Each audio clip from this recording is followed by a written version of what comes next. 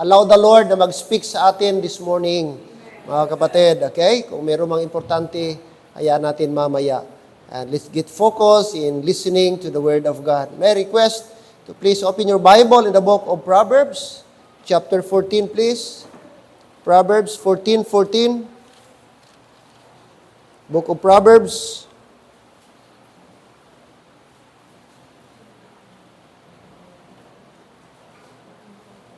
After reading Proverbs 14:14, let's proceed to the book of Hosea, chapter 4. Okay?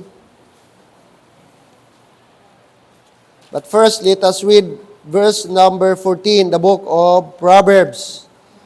Proverbs, chapter 14, verse number 14. All right. Proverbs, chapter 14, verse 14. Okay, let's read all together. Read. The backslider in heart shall be filled with his own ways, and a good man shall be satisfied from himself. Now, notice the word, the backslider in heart. Okay, so anyone can be backslider in heart. It not might be physically, but you might be here, but you will be considered backslider in heart. Okay? And what is the characteristic of a backslider in heart? The Bible says, shall be filled with his own what? Ways. May sarili siyang wisdom, may sarili siyang kaparaanan. Okay? Hosea chapter 4, verse number 16. Hosea chapter 4, verse 16. This is, okay, Hosea is talking to Israel. God is talking to Israel.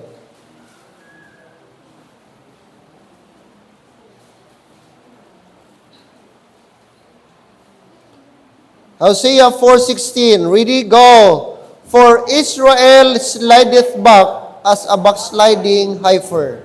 Now the Lord will feed them as a lamb in a large place. So ang Israel, sabi ng Diyos, nag-backslide sila, tumalikod sila like a heifer. Let's pray. Father, we thank you sa opportunity kami, Lord, ma-remind this morning. I pray that the Word will work upon the hearts of your people. I don't have the power to convict. I don't have the knowledge, Lord, to pressure them or whatever.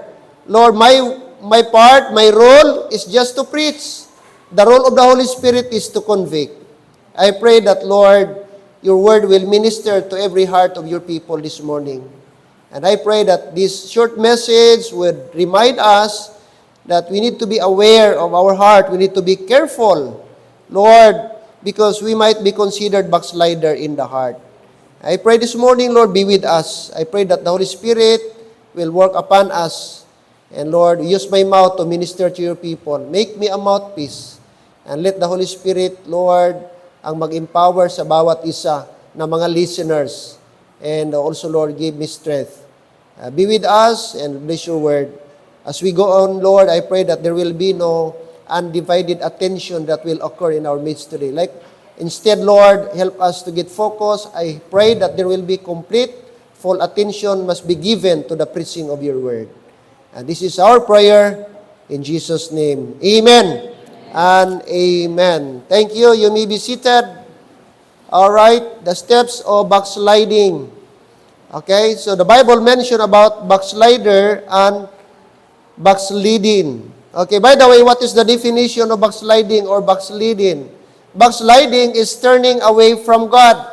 Ito po ay proseso na pagtalikod. Pagtalikod mula sa Diyos. Dati sa Diyos ka sumusunod, ngayon hindi na. Sa Diyos ang iyong kinoconsider mo na master, ngayon ikaw na. Ang tawag po doon, backsliding. Ang tao po yan dyan ay backslider. Okay? So, turning away from God. And what else? Backsliding, not only turning away from God, it is also growing cold and leaving the first love. Ito po'y panlalamig. Dati mainit ka, dati excited ka, ngayon hindi na. Dati ito yung gusto mong gawin. Dati ito yung minamahal mo, ito yung priority mo, pero ngayon iba ng priority mo. Hindi na ang Diyos. That is backsliding. Growing cold and leaving the first love. Kaya po yung sabi doon sa book of Revelation chapter 2, may isang church doon nag-remind ng Panginoong Diyos. No, because they left their first love.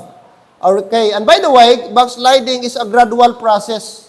Hindi po yan siya overnight, insigida kaagad na ang tao ay mawawala sa church o babalik sa mundo. Okay, hindi po yun. Gradual, dahan-dahan po yan, mga kapatid. Okay? At ang backsliding ay hindi lang po yung tao na wala nagasimba, backslider ang tawag doon, tao na bumalik na sa kanyang dating bisyo na iniwanan niya na, itinakwil niya na ngayon binalikan niya, katulad po sa pag-iinom ng alak, makonsider mo yan backslider.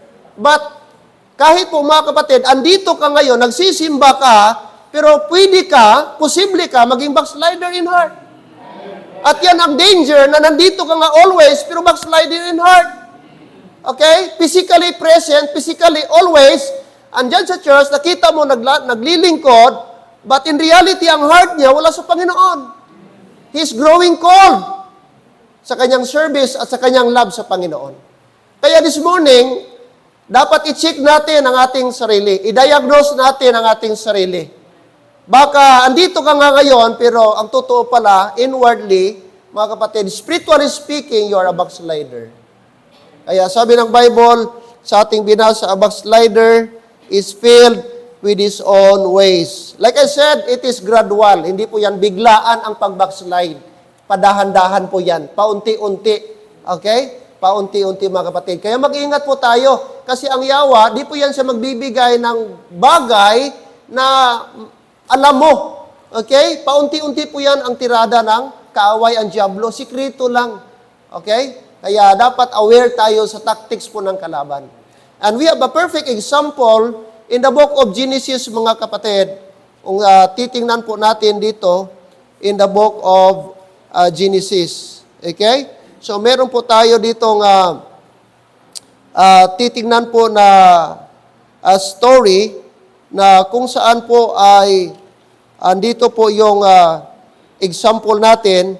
It's about, and I believe na tayo po ay marami ng bisis na karinig. Chapter 13 in the book of Genesis. This speaks about the life of Lot. Lot. Alright? Chapter 13, mga kapatid. Okay, book of Genesis.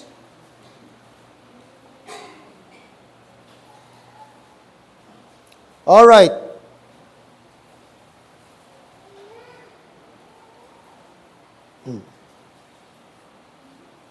Okay. Verse number 1, chapter 13, the book of Genesis. Just follow me. And Abram went up out of Egypt, he and his wife, and all that he had, and Lot with him in the south. So si Abraham, umalis po sila galing po ng Egypt, kasama ang kanyang wife, si Sarah. At hindi lang po siya, ang kanyang kasama, ang wife niya, which is Sarah, but kasama din po ni Abraham, ang kanyang pamangkin, ito pong si Lot. Kasi ang tatay po ni Lot, kapatid po ni Abraham. At nung namatay po, ang tatay ni Lot, si Abraham po ang naging foster parents. Siya yung nagiging tatay na ni Lot. So pamangkin po siya, siya po yung sumalo. Okay? So, nung umalis po sila doon po sa Egypt, sabi ng Bible, at sabi ng verse 2, and Abraham was very rich in cattle, in silver, and in gold. So pinagpala po, gibless po ng Panginoon si Abraham.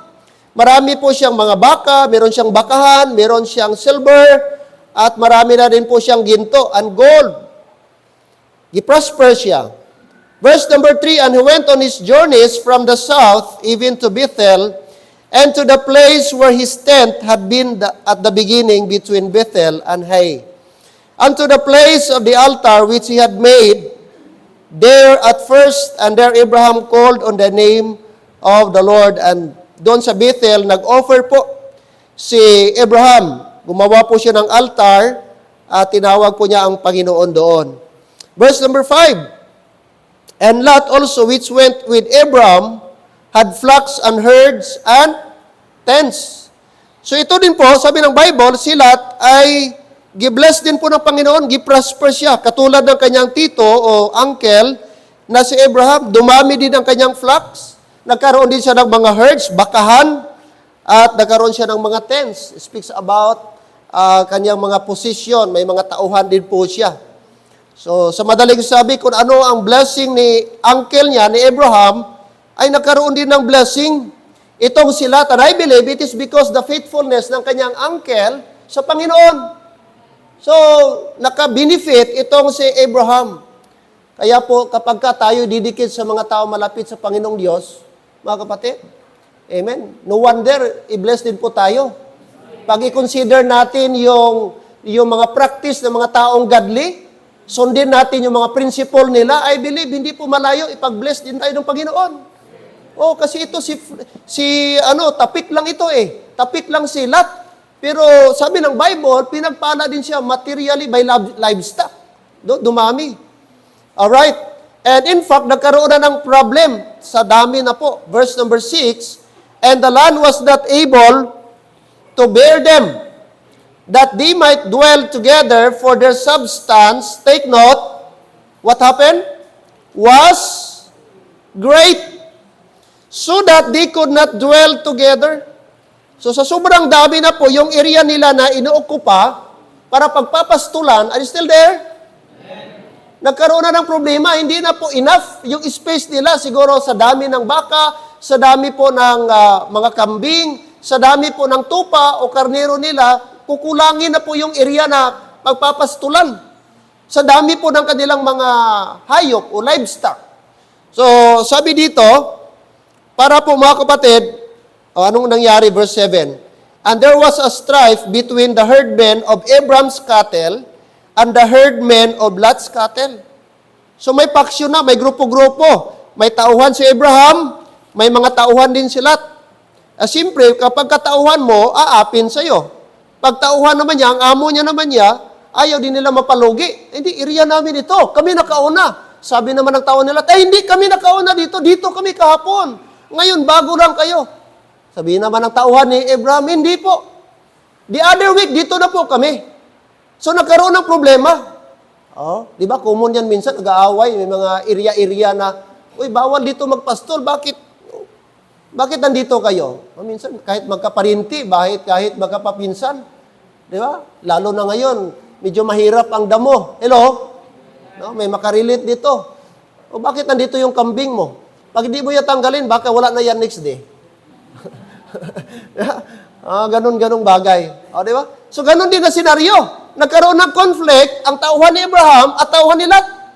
Dahil sa area, nag-aagawan sila. Kaya sabi ng dalawa, itong magtiyo, si Abraham at ang pamangkin, si Lot, sa hindi dapat mag-away tayo dahil lang sa ating mga hayop. Magparinti tayo, magkadugo tayo. Iwasan natin magkaroon tayo ng conflict. So, mas maganda, magpili ka ng area na gusto mo. Malapad pa, mayroon pang ibang area, bigyan kita ng opportunity mamili para maiwasan natin ang conflict. Di ba? So, yan ang sakto na tiyo, hindi swapang. Tingnan nyo po, verse number 8, and Abram said unto Lot, let there be no strife, dapat walang away. I pray thee, between me and thee, and between my herdmen and thy herdmen, for we, anong sabi niya? Brethren, kaya tayo ay magkapatid, magkadugo, magkaparinti. Nakakalungkot ngayon sa mga panahon natin, wala na parintihanay. No? Pati parinti, inaway. Number 1, parinti, kaaway. Nung unang panahon, parinti, gapangapin. Kahit third cousin, fourth cousin, basta pareho apelido, parinti na. Apin na yun, pero ngayon, bakit? First cousin pa yan, tiruhanay, bumbahanay, parintihanay. Ganun na ang tao ngayon, mainitin ang ulo. Pero si Abraham, makita mo yung spirituality niya. Makita mo yung maturity ng tao ba? Na ayaw ng conflict. Para maiwasan natin ang conflict, mahanap tayo ng solusyon. Yun dapat. Yun dapat ang magparintihan ay dapat hindi magkaaway. Hello, amen? Lalo na tayo ng mga Christian, kung may parinti tayo ng mga medyo iba ang ugali, tayo ang mag-adjust. Hindi sila mag-adjust sa atin. Kasi Christian tayo eh.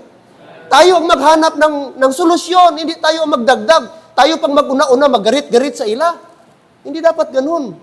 Para maiwasan ma-maintain natin ang ating good testimony. Hello? Oo. Kasi testimony po yan mga kapatid. Paumod ba? No, pasensya lang. Inaton mo pasensya ay para maiwasan ang problema. Kahit na medyo rights mo, pero mga kapatid, to maintain good relationship, mas mainam. So ito po yung ginawa ni Abraham, Lot. Para maiwasan natin problema sa tauhan mo at sa akin, okay, hanap tayo ng solusyon. So anong ginawa nila? Verse number 9. Is that the whole land before thee? Ang lapad pa ng area. Separate thyself, I pray thee, from me. If thou wilt take the left hand, then I will go to the right. Or if thou depart to the right hand, then I will go to the left. Sabi niya, malapad ang area. Now, bigyan kita ng opportunity mamili. Kung pupunta ka sa kaliwa, ako'y pupunta sa kanan. Kung piliin mo yung kanan, ako'y pupunta sa kaliwa.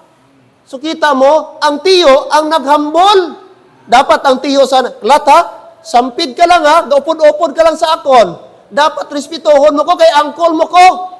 Ikaw ang mag-adjust sa akon. Pwede sabihin nyo ni Abraham. Kasi tiyo siya. Entitled siya, tama? Siya ang nagpalaki siya ang sumalo kay Lot. At si Lot walang magagawa kung gideclare ng Abraham na sumunod ka sa akin. Ang area ko, akin ito, huwag kang makialam. Doon ka lang. Kung anong ibibigay ni Abraham sa kanya, wala siyang magagawa, si Lot kay pamangkin lang. Pangalawa, alalay lang siya, tama? Pero mga kapatid, hindi po. Makita mo yung spirituality ng tiyo na may Panginoon. Gibigyan niya ng opportunity, pamangkin niya, gigibwi niya ang sarili niya, gibigay niya sa kanyang pamangkin. Sige, ikaw una mamili. Saan yung gusto mo? Kung pupunta ka sa kanan, piliin ko yung kaliwa. Kung pupunta ka sa kaliwa, ako'y pupunta sa kanan. Makita mo ba, di siya swapang. Hindi siya selfish. Amen? Bibihira na yung mga taong ganon ngayon, mapagbigay. Ang tao ugali ngayon, kung mauna, kung ako ni. Tanang tao gusto, way magpalupig, way magpaubos, way gusto Hello? Even Christian kung kaisa mo man gyapon. Gagawa man batasan nga. Ano ka ako nakauna dre? Way mo ko kilala? Ha? Ano pumatsiyang mo sa akon? Way kung ibata kahapon lang. Hindi mo ko pag garit-gariton. Hello, amen? Ina pa lang nga tinaga-abyan, makaprobok na. Ina pa lang nga mga phrases, hindi na maganda. Hello? So dapat bilang Christian, tularan natin ang example ni Abraham. Kasi ang favor ng Panginoong Diyos nandun sa mga humble. God exalteth the humble, giving grace to the humble. Amen? But i-abase na niya ang nagapataas. So nakita po natin dito, and what happened? Ginarit ko lang konti mga kapatid para maintindihan natin, especially sa mga baguhan. And look what happened. Okay, verse number 10. Verse number 10. Are still there? Verse 10, and Lot lifted up his eyes and beheld all the plain of Jordan, that it was well watered everywhere, before the Lord destroyed Sodom and Gomorrah, even as the garden of the Lord, like the land of Egypt, as thou comest unto Zoar. Okay, first ating makita dito, siguro tuwang-tuwa si Lot. Wow! Kini, swerte ni jackpot, kay ako gipauna ni Tiyo. So yung gipili niya mga kapatid, look at verse number 10, and Lot lifted up his eyes and beheld all the plain of Jordan. So nung nakita niya, pinapili siya, pinili ni Lot ang lahat na kapatagan. All, take note the Bible, all the plain of Jordan. Bakit po? Bakit pinili niya ang plain of Jordan? Anong nakita niya? Because it was well watered everywhere. Very, strategic mga kapatid, ideal. Kung meron kang mga hayop, kasi kailangan ng primary need ng mga hayop, tubig.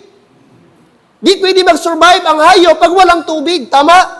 So ang Jordan, nakita niya, well-watered. Andiyan ang tubig, strategic. Ito yung pipiliin ko. At ang masaklap, kapatid, all. So pag sinabing all, walang natira kay Abraham. Kasi lahat na kapatagan, pinili ni Lot. So anong natira kay Abraham? Puro bundok. Kita mo lang ng ano niya? Puro patag pinili niya. Okay, number 1, mga kapatid. Anong ang tatlo lang po ito, tatlong C sa tao na backslider. Number 1, covetousness.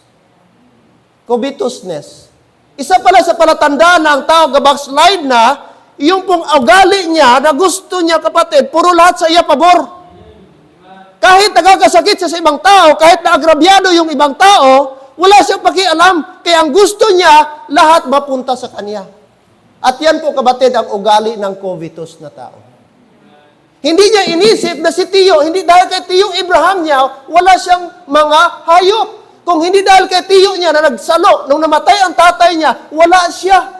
Pero tingnan niyo, kapatid, ang ginawa ni Lot. Wala siyang utang na loob sa Tiyo niya na tumulong sa kanya. Na umangat siya dahil sa Tiyo niya. Mas pinili niya lahat yung mga patag kaysa kanyang naitira sa kanyang Tiyo. Covetousness, mga kapatid, mag-ingat tayo. He wanted the plain of Jordan. He wanted the plain of Jordan. Why? Because it was well watered. Mga kapatid, members, mag-ingat tayo minsan sa ating mga desire. Hindi po lahat na ating desire, sometimes ang resulta ay kakabuti natin. Hindi sa lahat na panahon ang ating mga gusto sa buhay ay gusto din ng Diyos. May mga times na gusto mo lang pero hindi ka looban ng Diyos. Pero minsan, mapilit ka, that's why gi-allow ng Diyos na ma-experience mo ang hindi dapat. We need to be careful, mga kapatid. Minsan, kung maghingi ka ng trabaho, make sure that is God's will. Make sure that is God's way, mga kapatid, na ma-honor mo pa rin siya. Minsan, nakakalungkot ngayon, may mga young people, mga young people, bakit wala ka? Bakit wala ka nung Sunday? Ay, nag-eskwela, abi pastor, busy, abi sa eskwelahan, pastor, amodi. Sige, intindi ni pastor. Intindi ni pastor. Eskwela, hangtod nakagraduate. Tapos, nag-pray naman, pastor, pray ko nga makaobra ko, pastor. Nag-pray naman si pastor makaobra. Pag-aobra na, darway ka gasimba, ay, obra, abi, pastor. Kita mo lang. Sa estudyante pa, why oras kay busy sa eskwela? Sa nakatrabaho naman, why naman oras kay gaobra yapon? Di na lang Ginoo sini. Hello? Puro na lang taong kaisa. Amo na, mag-pray kita, we need to be careful sa aton mga ginahandom. Sa aton ginapray. Kay base mga abyan, hindi mo na God's will. Alright? Kaya sabi dito, we need to pray about our work, our partner. Sa ating kurso, sa ating business. It may lead us to be away from God.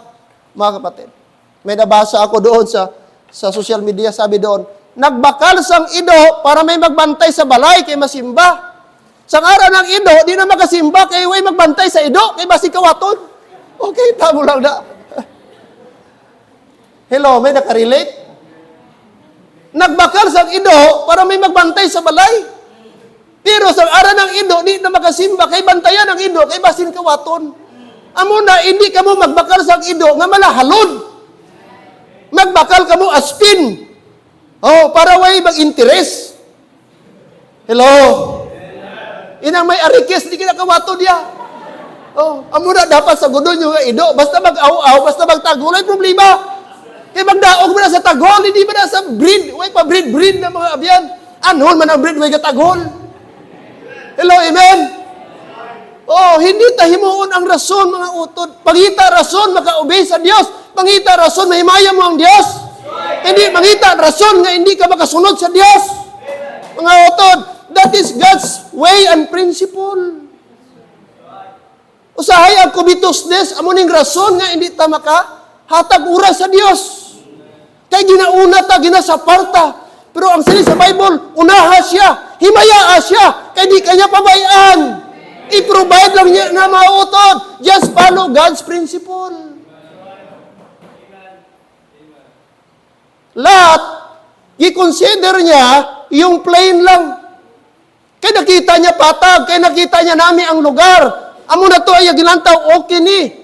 Oh, anong sabi ng Bible? There is a way that seemeth right unto a man, but the end thereof are the ways of death. Proverbs 12:14. May dalan ko kugis, tama sa aton panglantaw, tama sa aton panulok, apang ang punta-punta sang kalaglagan. Amo na ang yawa, mangita sang paagi nga i-offer, nga dita kabantay, masiod galita. Mga utod, be careful. Okay? Covetousness, mga kabiyanan, aton makita. Covetousness. Maghalong kita. The Bible says, many Bible verses in the Bible, naghambal mga utod, na maghalong kita, magbantay kita, beware of covetousness. Huh? Ano sa Bible? Okay? Number 2, steps of backsliding, una, covetousness, mga kabiyanan. Number 2 is compromise. Compromise. Nag-compromise na siya. Sang dito na siya, look at verse number, chapter 19. Alright.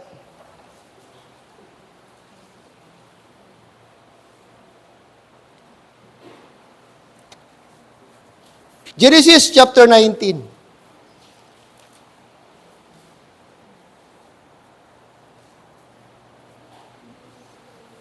Genesis chapter 19. Look what happened.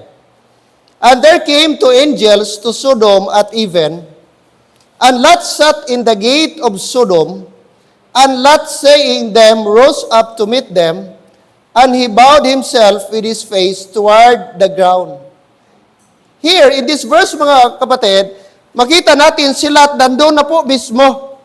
Nung una, naka-stay lang siya sa plain of Jordan, pero dito, in this chapter, makita natin ang evidence na nandun na siya mismo sa city of Sodom. Okay? When in fact, nagsuggest ang Bible na naging city official siya. Naging official na po siya sa city of Gomorrah and Sodom. Bakit? Ano po? Itong sabi ng Bible, sat in the gate. Pag sinabing sat in the gate, yung ancient time, kapag ka ang tao ay nasa gate, either kolektor ka ng revenue, kolektor ka ng buhis. Doon kasi nangungulikta nung unang panahon sa gate nakalagay ang koleksyon sa mga taxes nila nung unang panahon. That's why most likely, si Lot this time, city official na siya. Doon na siya officialis, may influence na siya doon sa loob po ng Sodom and Gomorrah. That means, ang society, kasama niya na, ang community, nandun na siya, nabilong na siya doon. And look what happened. But one day, nagpakita yung angel. At sabi po ng Bible, dumating yung dalawang lalaki, two angels to Sodom at even. Gabi po. At sinalubong sila ni Lot doon po sa entrance ng gate, in the gate of Sodom, saying, and nagbow down po siya, mga kapatid. What happened? Verse number 2, and he said, behold now, my Lord, turn in, I pray you, into your servant's house, and tarry all night, and wash your feet, and ye shall rise up early and go on your ways. And they said, nay, but we will abide in the street all night. So sabi ni Lot, nag-offer siya, okay, mga sir, pwede po ba kayo manatili? Tapos hugasan ko yung feet ninyo, and then bukas na lang kayo magpatuloy sa inyong lakad. Mag-stay muna kayo dito. Pero sabi po ng mga angels, no, dito lang po kami sa street mag-overnight. Pero nag-insist po si Lot, sabi niya, verse number 3, and he pressed upon them greatly, and they turned in unto him, and entered into his house. So saan ang house ni Lot? Wala na po sa plain of Jordan. Nandun na po sa city mismo. His house, and he made them a feast, and did bake unleavened bread, and they did eat. Alright. So, anong nangyari mga kapatid? So, doon na po sa bahay. Doon na sa bahay, pinakain niya, gi-entertain ni Lot ang kanyang bisita, which is maganda, no? Gipakain niya, gi-accommodate niya. Alright. Now, look at verse number 4. Ito ang sad story. But before they lay down, before sila matulog, anong nangyari? Yung mga bisita ni Lot, doon sa bahay niya. The men of the city, yung mga tao, yung mga lalaki, even the men of Sodom, compassed the house round. Compassed the house round. Both old and young, all the people from every quarter. Pinaikutan nila yung bahay ni Lot. bago makatulog yung bisita niya. At sabi pa ng Bible, matanda, bata, pinaikutan nila, galing sila sa iba't ibang sulok, pinaikutan nila yung bahay nila.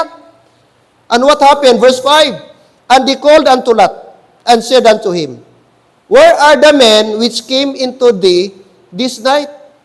So saan yung mga lalaki? Nakita namin. So nung una pa, may mga maritis na. Grabe napansin nila, wala pa mang internet nung una, walang CCTV. Pero nalaman nila na sila may dalawang lalaki na bisita. Hello? At sabi, mis matulog na yung bisita nila, na disturbo sila, kasi nagsigawan yung mga tao sa labas. Lot, sana yung mga bisita mo na lalaki. Nakita namin, may bisita ka. Siguro sila, grabe naman itong mga lalaki. Ang dali naman nilang nakahiring na may bisita ako. At ang masaklap, kapatid, tingnan niyo po, anong gusto nila? Hello? Tingnan niyo po. Verse number 6. Verse number 6. And Lot went out the door. Lumabas si Lot sa door unto them and shut the door after him. Nung naglabas siya, tapos siguro tinira niya saglit, tapos bumalik siya sa loob, sinarado niya. Tapos sabi niya, verse 7, and it said, I pray you, brethren, do not so wickedly. Anong sabi niya? Mga kapatid, ang mga brethren, tinawag pa niyang brethren ang mga immoral na tao. So kita mo si Lot, dapat di niya tawagin itong brethren. Kasi hindi niya ito brethren, amen? Mga wicked, sabi niya, do not so wickedly. Sabi niya, wag mura kayo. Wag kayong masyado namang magpahalata. O yan ang gusto niyang ipaalam. Wag naman ganon. Sabi niya, respetuhin niyo muna yung bisita ko. And what happened? Verse number 8, behold now, I have 2 daughters which have not known man. Let me, I pray you, bring them out unto you, and do ye to them as is good in your eyes only unto these men. Do nothing, for therefore came they under the shadows of my roof. Alright? Okay? So, makita natin dito mga kapatid, yung option ni Paul. Ni Lot. Ano ang purpose ng mga tao? Look at verse number 9. And they said, stand back, and they said again, this one fellow came in to sojourn, and he will needs be a judge. Now will we deal worse with thee than with them? And they pressed sore upon the man, even Lot, and came near to break the door. Okay? But, verse number 10, but the men put forth their hand and pulled Lot into the house to them and shut to the door. Now, what happened? Itong mga taong ito, pinalibutan nila ang bahay ni Lot. Actually, hindi lang nila gusto na makilala at makita yung bisita ni Lot. But the word new in the Bible, gusto nila makipag-physical contact. Kasi itong mga taong ito, mga homosexual. Hello? Mga homosexual. Mga agi, mga bayot. Gusto nila galawin ang bisita ni Lot na angel. Siguro talagang may hitsura talaga, angel eh.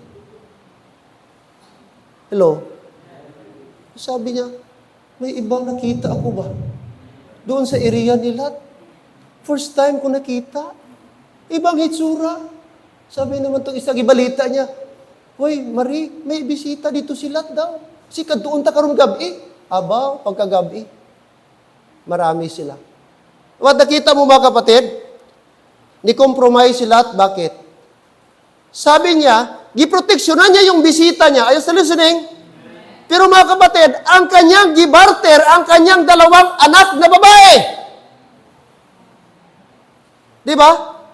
Di ba dapat ang tatay ang mag-protect sa anak mo? Di ba dapat ang magulang proteksyonan mo ang anak mo by all means? Na kahit to the point na willing kang magpakamatay, maproteksyonan lang yung anak mo? Pero this time, kapatid, ang utak nila contaminated na, polluted na. Kasi sa panahon nila, ang practice, ang mga tao, ang mga tatay, nanay, normal sa kanila, ibugaw ang kanilang anak. Ganon katindi ang panahon nila, ginabugaw nilang anak. Kaya sila, na-contaminate, na-adapt niya yung practice. Sabi niya, huwag niyo lang galawin aking bisita. Kung gusto niyo, ito na lang aking 2 anak. Kung anong gusto niyong gawin, gawin niyo, wala akong pakialam. Okay lang sa akin, huwag lang aking bisita. Di ba parang baliktad? Di ba parang may mali? Amen, parents? Ako ya, bahala, bisita ka na. Sa paron ko, bata ko. Sa akin ko, normal ang utak mo. Pero sila at iba. Nakuha niyong verse? Sabi niya, verse 8, I have my 2 daughters. Gawin niyo ito, mga kapatid. Sabi niya. Oh, tingnan niyo. Oh. Verse number 8, behold now, I have 2 daughters, which have not known man. Oh, virgin pa, walang nakagalaw na lalaki, which have not known man. Let me, I pray you, bring them out unto you. Gawin niyo, dalhin niyo, kunin niyo, and do ye to them as is good in your eyes. Kung anong sa tingin niyo tama sa inyong mata. Only to this man, referring sa kanyang bisita, do nothing, for therefore came they under the shadow of my roof. Kita mo, mas giproteksyonan pa niyang bisita niya kaysa kanyang anak. So mga bakla ito, mga kapatid. Pero anong sabi ng lalaki? Sabi ng mga lalaki, no, they said, stand back. And they said again, mga kapatid. Alright? So makita po natin diyan ang ni Lot, mga kapatid, contaminated na. No? I-adapt niya na ang system doon sa paligid. He never speak up against evil. He never stand what is right. May song tayo, ang ating choir ngayon, stand what is true. Stand what is right. Amen, Christians? Yes, sadly, mga kapatid, ngayon, acceptable na masyado ang mga bagay na nung una hindi po acceptable. Nung unang panahon, pag meron kang anak na tumboy, sa society, sa community, parang magulang ka. Ito na magulang, di matino. Bakit ang anak niya tumboy? Noong unang panahon, pag may anak kang bakla, parang ang parents o ang pamilya i-condemn, anong klaseng magulang ito? Nagbakla ang bata niya. Pero ngayon, proud na. Baliktad na ngayon.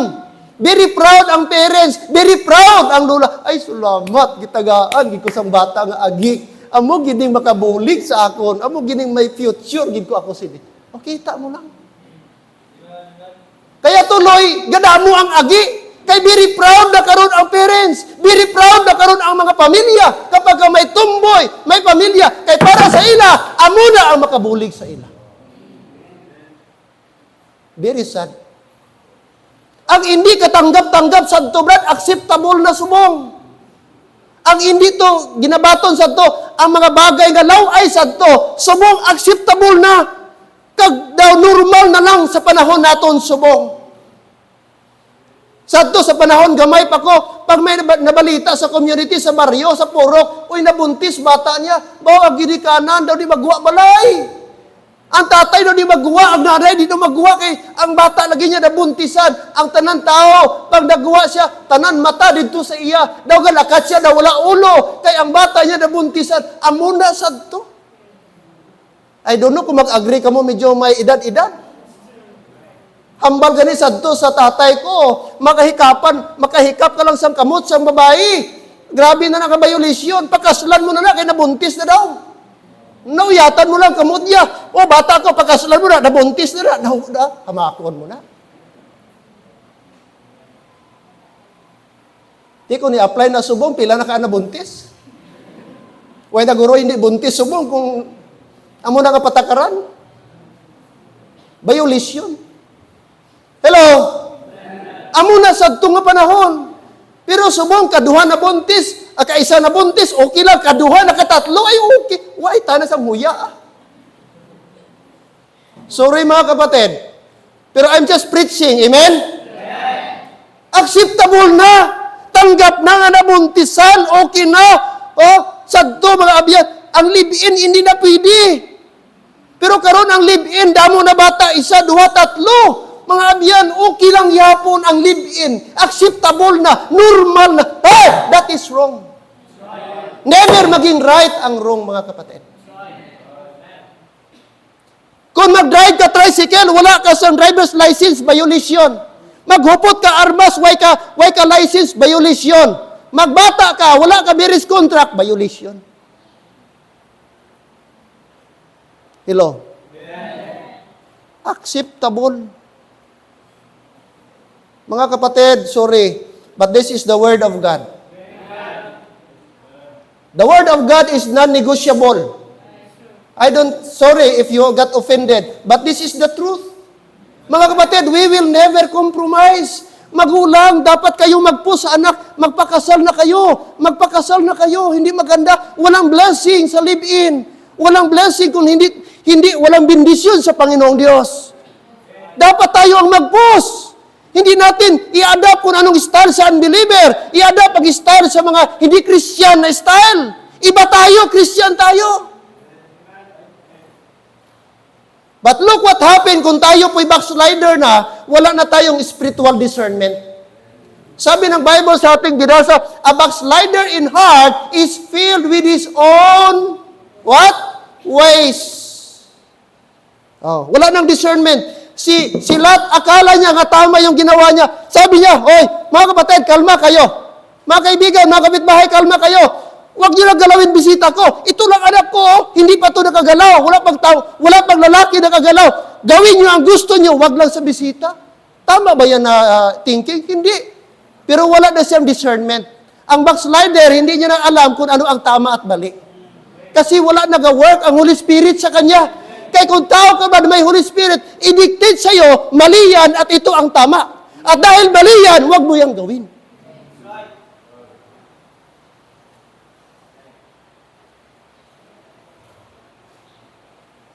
Compromise. Compromise.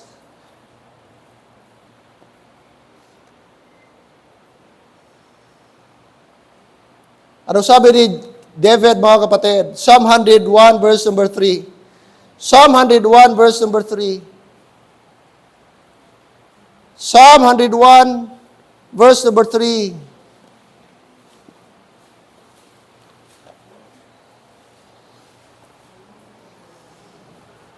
Psalm 101 verse number 3. The Bible says, Psalm 101 verse number 3, I will set no wicked thing before what? Mine eyes. I hate the work of them that turn aside.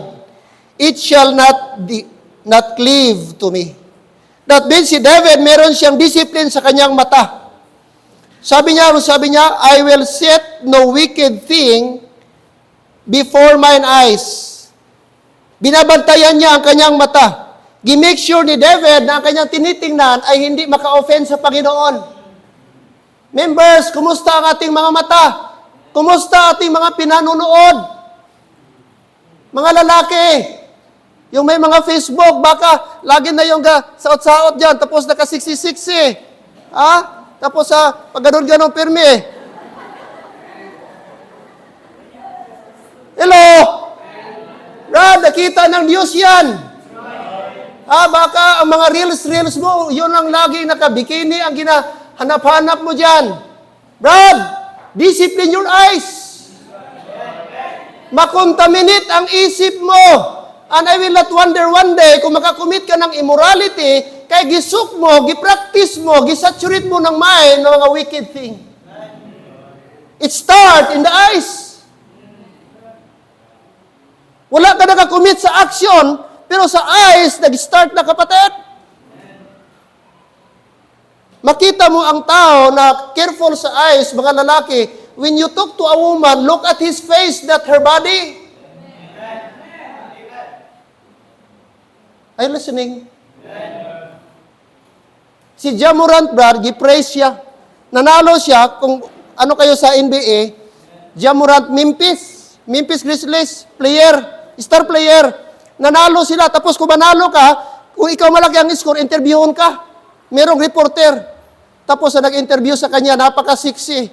Tapos ang cleavage pa ng mga babae, alam mo sa Amerika, na halos labas ng kaluluwa. Pero gasagot siya, ganun. Gina-interview siya, why not looking at me? No, it's just okay. Kasi ginadisiplin niya. Nga ang mata niya, hindi makaano kay matim siya. Kung mutingin siya sa babae, baka ibang makita niya. Kaya gina-interview siya, doon siya microphone niya, babae, doon siya mata niya. Hello, amen? That's discipline. That's discipline. Kaya sa atin din mga lalaki, dapat ganun tayo, marunong tayo mag-discipline, brad. Pastor, wala yung Malaysia. Sila, ratanan ng Malaysia. Ano galanta? Atik-atik, Ano? Oh? Mga kapatid, huwag tayong magkunwari. Amen? Learn to discipline. Hindi kaya istorya ka daw. Head to foot, balik-balik. Don't you know, offensive na sa mga babae? Pwede ka kasuhan anti-bastos law. Don't you know, may batas na ngayon, anti-bastos law? Mag-whistle-whistle ka sa babae? Wow! Pwede ka na kasuhan ngayon yan. Kaya dapat aware tayo. Discipline. Migo pa ta? Compromise. Sabi ni David, I will set no wicked thing before mine eyes. Meaning, gi-make sure ni David na mga wholesome ang kanyang nakikita. Kasi si David nagkasala na this time because of eyes. Nakakommit na siya ng adultery kay Bathsheba. Kaya nakalearn siya sa mistakes niya. Kaya sabi niya, I will set the wicked thing before mine eyes.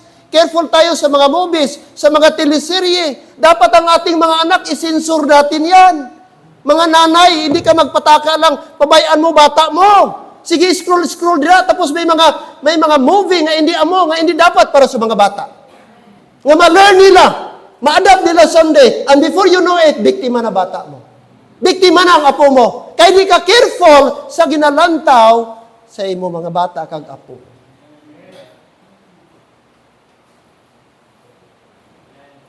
Compromise.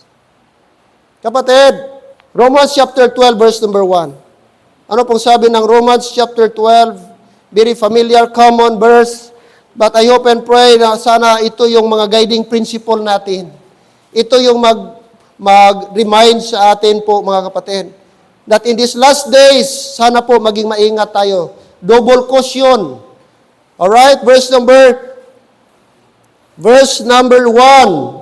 I beseech you therefore, brethren, by the mercies of God, that ye present your bodies a living sacrifice, holy, acceptable unto God, which is your reasonable service. Verse 2, and be not conformed to this world. Amen?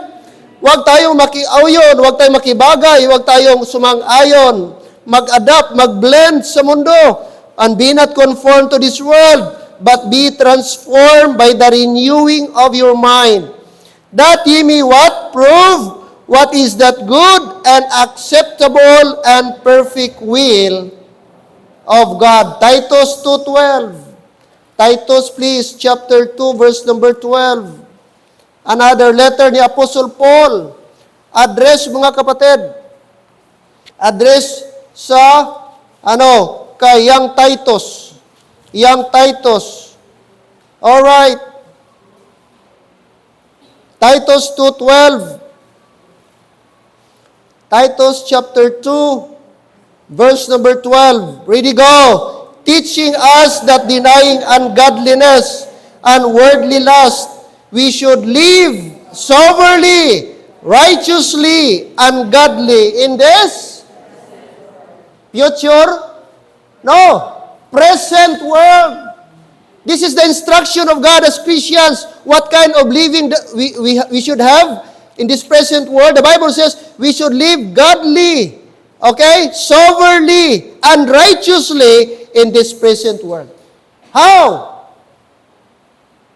But by adhering the Word of God. Oh?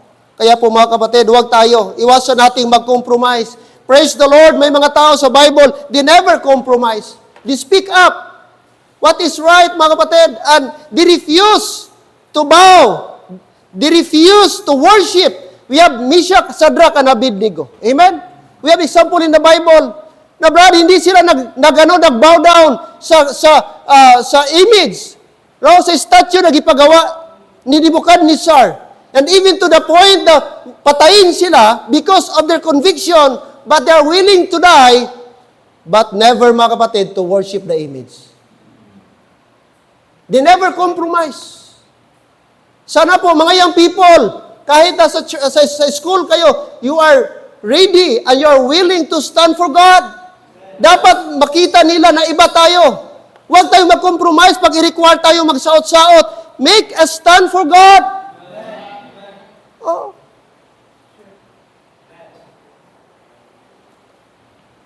Sabihin ka ng teacher, ano ginang saot-saot, ano ginang makaano sa imo? Ma'am, this is our conviction na hindi kami pwede. Tapos, ipasuot kayo ng mga siksi-siksi na damit. Tapos, may mga maganon-ganon. Tapos, ikaw din doon nga, young people, gauna-una ka pa doon.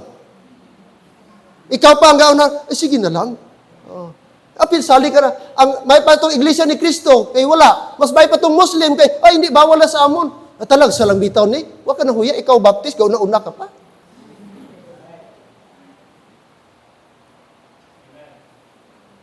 Stand. Learn to stand. Napakaklaro yung song ng choir. Oh. Stand what is true. Stand what is right. Ito mga kapatid, si Lot, wala na siya nag-stand. Nag-compromise na siya, mga kapatid. Young people, please, still ang pag-engage ng relationship sa mga unsaved is still violation in the God's eyes. Amen? It is never acceptable. No? Kaya huwag tayo. No, that is Bible principle. Huwag kang magkipagrelasyon ng unsaved, unbeliever. Kung believer ka, dapat maghanap ka ng believer. Hello? Makompromise ang stand mo and someday you will suffer. You will suffer, mga kapatid. Alright? Steps of backsliding. Number 1, covetousness. Number 2, compromise. And of course, third and last, what is third and last? Carnal living. Carnal living, mga kapatid. Oo. Look at what happened. Let's go back to chapter 19, the book of Genesis. Genesis chapter 19. Anong nangyari dito kay Lot? Lot, mga kapatid. Chapter number 19. Alright. Sabi ng angel, okay, Lot, you have to move out. You have to come out from this city because God is going to destroy this city. Okay? Anuhin na po ito ng Diyos. Lilipulin ng Diyos sapagkat napakasama na po yung panahon. Pero ano ginawa ni Lot? Naglinger siya. Alright? Okay, chapter number 19.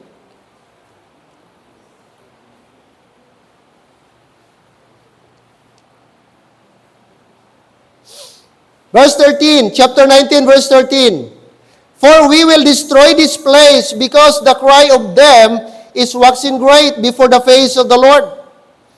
Sabi ng angel, Lot, umalis na po kayo sapagkat susunugin ito ng Diyos sa sobrang sama na po ng lugar na ito. And the Lord hath sent us to destroy it at pinadala kami ng Diyos para lipulin ang lugar na ito. Look what happened, verse 14, and Lot went out and spake unto his sons-in-law. Kanya, meron siyang mga sons-in-law, mga umagad, husband ng kanyang mga anak, which married his daughters, and said, Up, get you out of this place, for the Lord will destroy this city. But he seemed as one that mocked unto his sons-in-law. Ito yung malungkot. Nung sinabihan ni Lot, aalis tayo dito mga anak, sapagkat itong lugar na ito ay hatulan ng Diyos, at susunugin ng Diyos, sapagkat napakasama na po. Pero nung sabi ng kanyang mga son-in-law, tinawanan lang siya. Sa madaling sabi, ang influence ni Lot, ang kanyang testimony, walang effect. Sapagkat hindi nakita ng kanyang mga sons-in-law. Kasi kung tatay ka, ugangan ka na may influence, susunod yan sa'yo. Kung anong sasabihin mo, mga anak, aalis tayo dito. Kung si Lot na natiling godly, spiritual, I believe magiging godly din ang kanyang mga anak. Pero anong ginawa ni Lot? Gi-allow niya ang kanyang mga anak na makapag-asawa ng taga-Sodom, which is mga masasamang mga tao. Kaya nung sinabihan niya, alis tayo, tinawanan si Lot. Hindi sila naniwala kay Lot. Hello, amen? And look at verse number 16. And while he lingered, si Lot naglingered, ibig sabihin, nag-delay pa siya. The men laid hold upon his hand. Yung bisita niya, siya pa'y pinursa. Pinursa sang kunin, paalisin, gihila, and upon the hand of his wife, and upon the hand of his two daughters, the Lord being merciful unto him, and they brought him forth, and set him without the city. Kita mo? Ayaw pa sana ni Lot umalis, kung hindi siya hinila ng mga angel palabas, Parang ayaw pa niyang lumabas. And look what happened. 17, and it came to pass, when they had brought them forth abroad, nakalabas na, that he said, escape for thy life, look not behind thee, neither stay thou in all the plain. Huwag kang lumingon, tuloy-tuloy ka lang, punta ka doon sa plain, escape to the mountain, punta ka sa bundok, lest thou be consumed. 18, and Lot said unto them, O not so, my Lord. Verse 19, behold now, thy servant hath found grace in thy sight, and thou hast magnified thy mercy which thou hast showed unto me, in saving my life. I cannot escape to the mountain, lest some evil take me, and I die. O ayaw pa niya pumunta.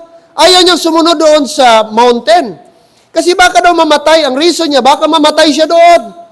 Na ang instruction, pupunta ka doon para hindi ka madamay, pero para sa kanya, parang suicide ang puntahan niya.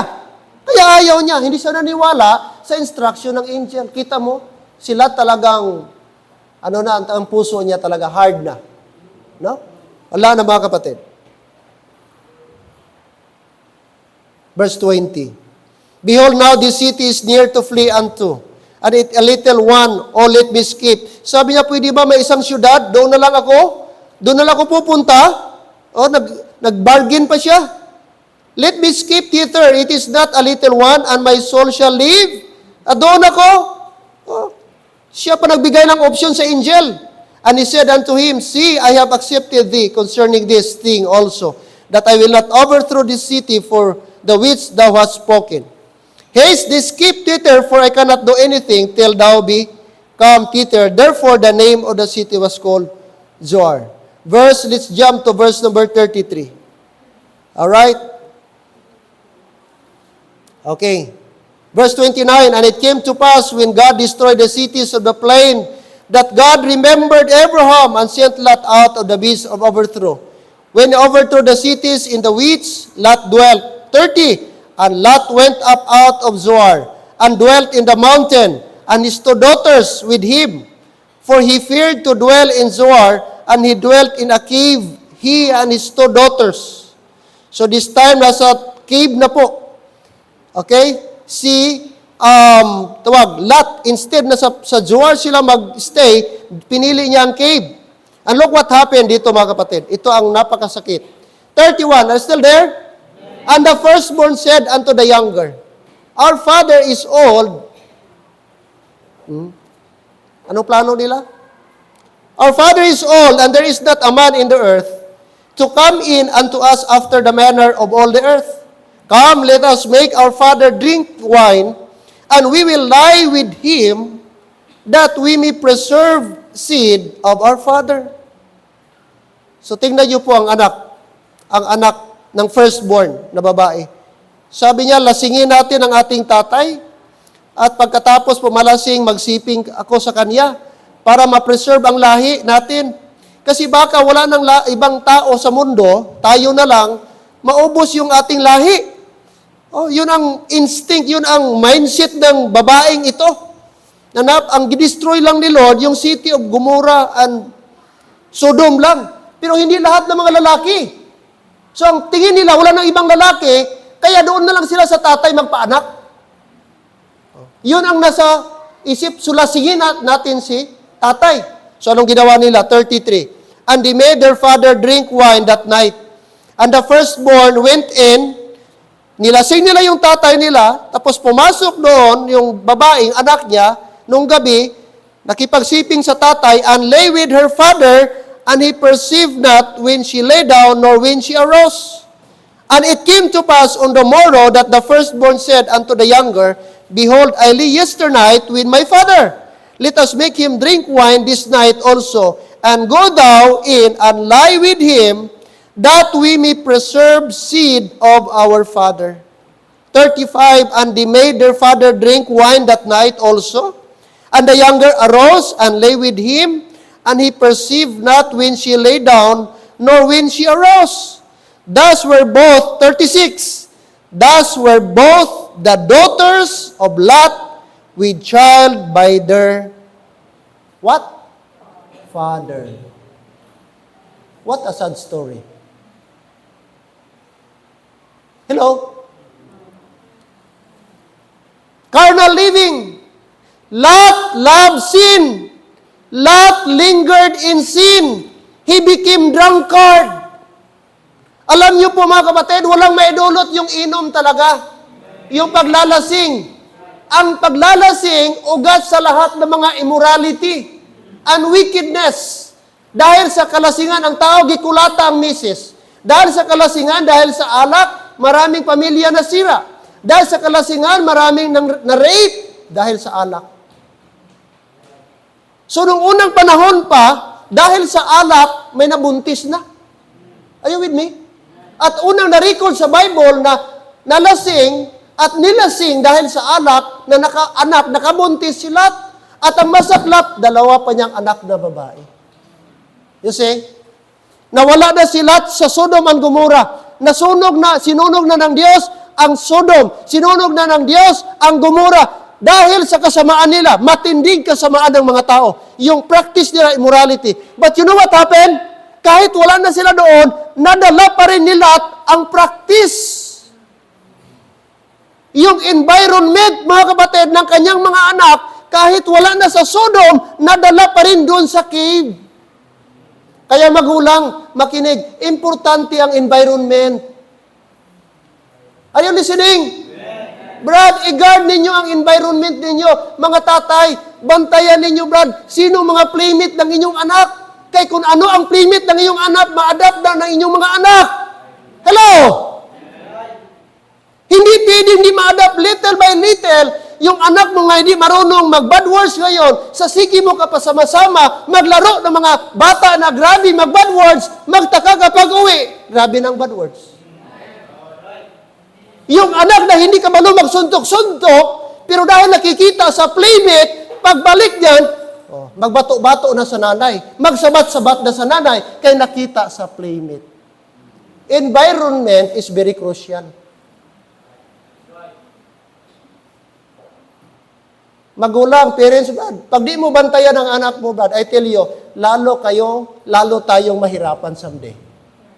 Kung wala ka, di ka marunong mag-screen, hindi ka marunong, mga kapatid, i-scrutinize, di ka marunong mag-control sa anak mo, sa kanyang paligid, sa mga playmate niya, lalo kayong mahirapan.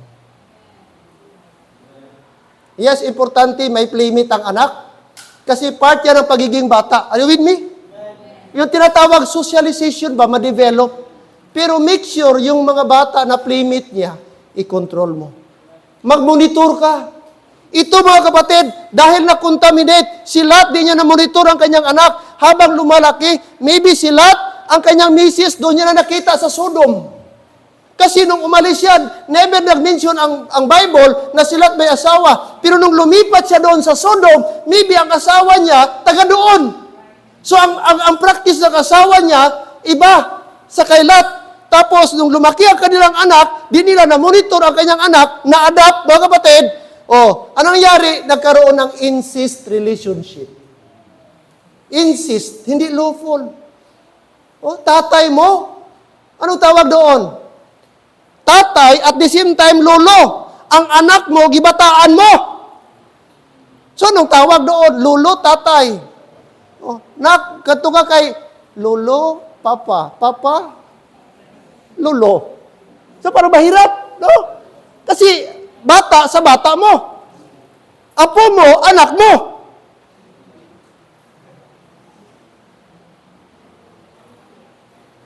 Andun siya, no? Maraming mga practice ganon. Na even ngayon, mga kapatid, nakakalungkot. Sa ating panahon, may nangyayaring ganon. Lalo na ngayon, mga nanay, pornography. Anong sabi? Napakataas ngayon ang teenage pregnancy sa South Cotabato at sa Region 12. Nangunguna tayo sa Mindanao sa pinakamataas. Marami tayong pregnancy rate. Teenage, na 13, 14, 12, merong ganitin, nabubuntis. Nahirapan ngayon ang PAPCOM. Paano i-address? Kasi pabata ng pabanta at dumadami ang nabubuntis ngayon. Tapos maraming disadvantage pag bata nabuntis. Una, ang kanyang uterus o organ doon, ovary, di pa handa mag-produce ng bata kay hindi pa normal, hindi pa siya mature. Pangalawa na disadvantage, 50-50 kapag teenager, kaya di marunong mag-iri. Kay bata pa, possible ang bata, hindi ba bata? Maraming disadvantage. Financially wise, hindi pa ready ang bata magkaroon ng pamilya. Anong buot sa 13 years old? Sorry.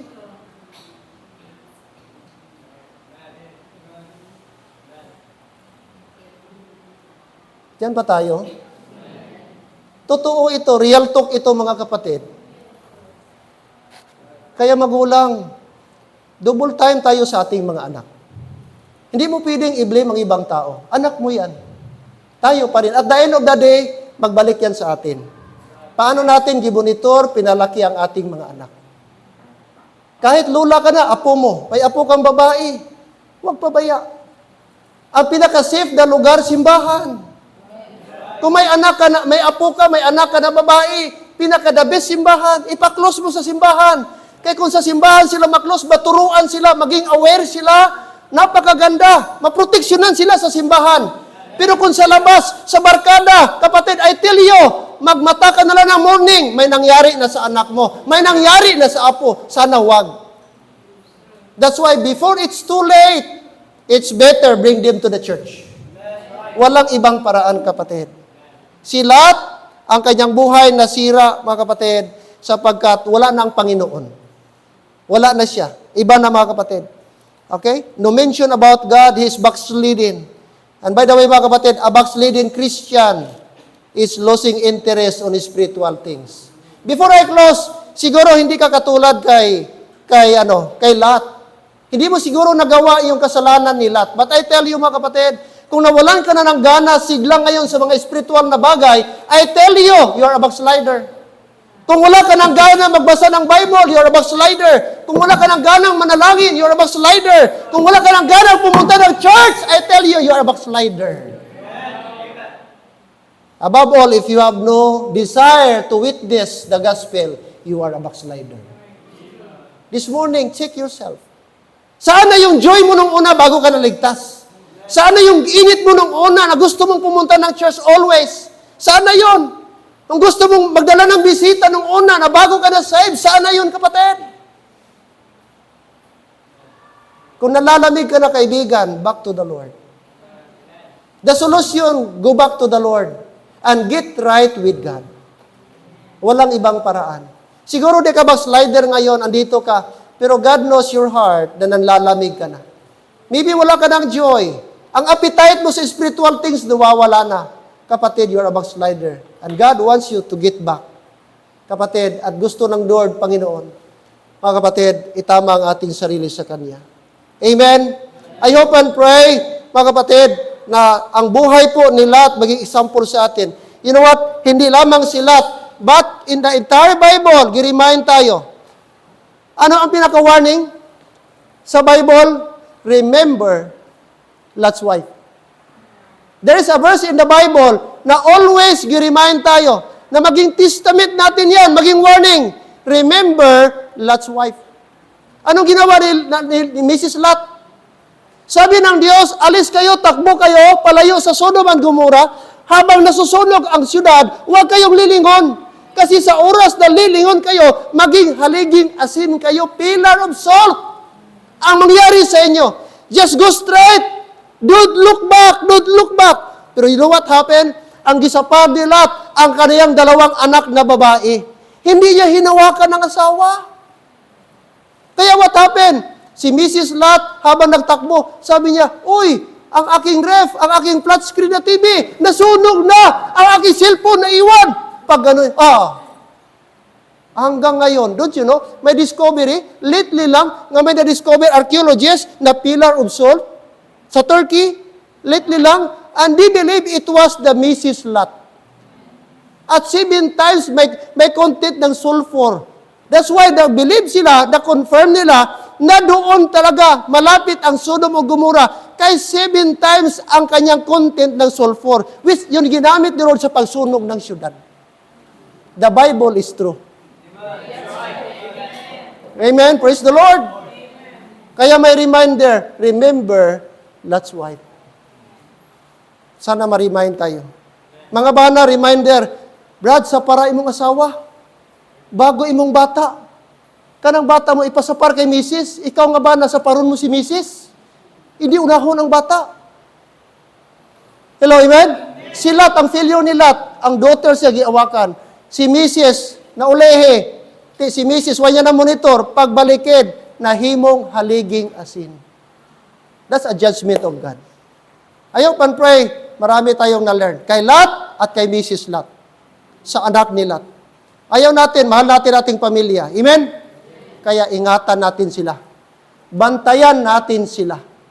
Huwag mo silang, kapatid, huwag ka magkumpiyansa. Ang diablo ngayon, double time para sirain ating pamilya. Hello, amen? Kaya atin silang dalhin sa Panginoon. Every head bow, every eye closed. Panginoong Diyos, maraming salamat this morning. Salamat, Lord, sa mensahe. Salamat sa buhay ni Lot. Gisulat ito, na-record ito sa Bible for a purpose. Para, Lord, maging aware kami sa failure ni Lot para din namin matularan. Lord, we love our families. We love our wives. Lord, we love our children, our grandchildren. That's why, Lord, it's my prayer na sana, Lord, i-preserve, i-protect niyo po ang aming mga pamilya.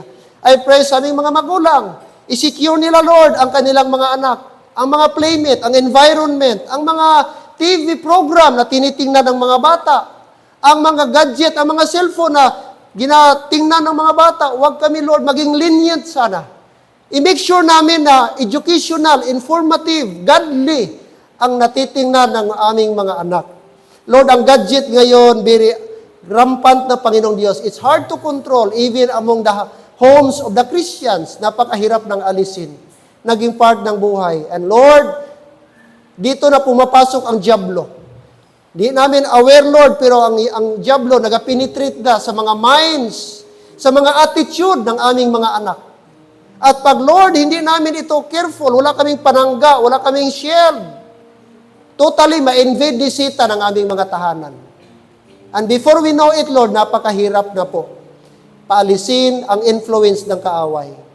Kaya, Lord, I pray, please help us, especially sa amin, baka, Lord, physically hindi ba kami backslider, but in the heart. In the heart, Lord, baka backslider na kami. Nawawala na kami ng interest sa mga bagay na spiritual. Wala na kaming gana magbasa ng Bible. Wala na kaming gana. Ang preaching, boring na sa amin. That's why i-check nyo ang aming puso, Panginoon. Baka hindi na po tama. Salamat po sa reminder. Salamat sa preaching. Na Lord, through this preaching, ma-remind po kami. Christians, shall we all stand? I do not know in what area meron tayong lapses o meron tayong prayer. But I believe definitely may mga prayers tayo na na-remind tayo this morning. Ngayong umaga, pwede kang lumapit sa Diyos, ipag-pray mo ang anak mo, pamilya mo, o maybe nanlalamig ka na sa Panginoon. Maybe sometimes nakaisip ka na mag-back out, mag-stop, mag-serve kay Lord. O maybe some of you, gaisip na magbitaw sa kanyang ministry, maybe sa choir or what. Kapatid, don't allow na nakawin ni Sita ng init at sigla ng iyong puso. Why don't you come to the altar and pray to God? Rededicate your life to God this morning. Ayaw ni Lord na maging backslider tayo in heart. Yes, it's, praise the Lord, we have the altar. We have the place, maka-dedicate tayo sa ating sarili. We have the place, ma-refresh tayo. We have the place which is the altar. Kapatid, makakumit tayo sa ating sarili. And mothers, fathers, pray for your children. Pray for your family. Amen. Come. Pray for them. God will protect your family. Na hindi tayo matulad kay Lot. Yes po, mga kapatid. Only God can take care of our family. Hindi natin mamonitor ating mga anak. But praise the Lord, we have the Lord. Amen.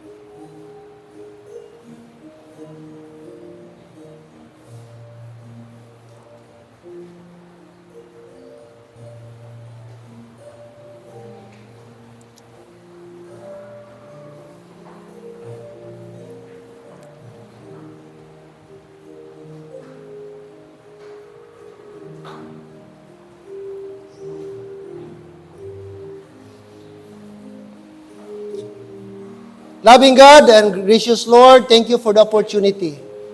Aming mailapit aming mga sarili sa altar. Because we believe there is power in the altar. There is help in the altar. There is, Lord, protection in the altar. I pray for all the people who came forward, knelt down before you. Bless them. Help them. Protect them, Lord. Strengthen them. Protect and preserve our families, our young people. Na Lord, hindi po sila mag-engage sa mga premarital na mga bagay. Lord, na sana iwasan nila yan. Mag-antay sila sa tamang panahon. Panginoong Diyos, we believe there is a season for everything. Kaya I pray, Lord, please po, na makontrol nila ang kanilang sarili. Help them to give them lives, Lord. Give their lives to the Lord in the ministry at ma-enjoy nila, Panginoong Diyos, to the fullest. I pray sa mga student namin, sana maging successful sila. Matapos nila ang kanilang mga kurso. And someday, maging professional sila. And that's the time, Lord, na ma-enjoy na nila ang kanilang buhay. I pray na hindi kami ma-offend sa mensahe. Kung meron mang natamaan kami, na-address kami, Lord, pasalamatan namin. Kasi that is Word of God. And the Word of God, we believe that is cure. The Word of God is remedy. The Word of God is help sa amin. Kaya sana mabaon namin ito sa aming pag-uwi. Panginoong Diyos, na challenge kami, na ingatan pa namin at bantayan ang aming mga anak bilang mga magulang. Maraming salamat po, Lord God. Salamat sa bawat isa. Thank you for this time. Thank you for the electric power. Continue to bless us until mamayang hapon sa aming afternoon service. All glory, honor, thanksgiving, Father, we give it back to you, Lord. We love you. And we ask all these things in Jesus' name. Amen. And amen. Praise God. Amen. All right. So this time, I turn you over to our song leader.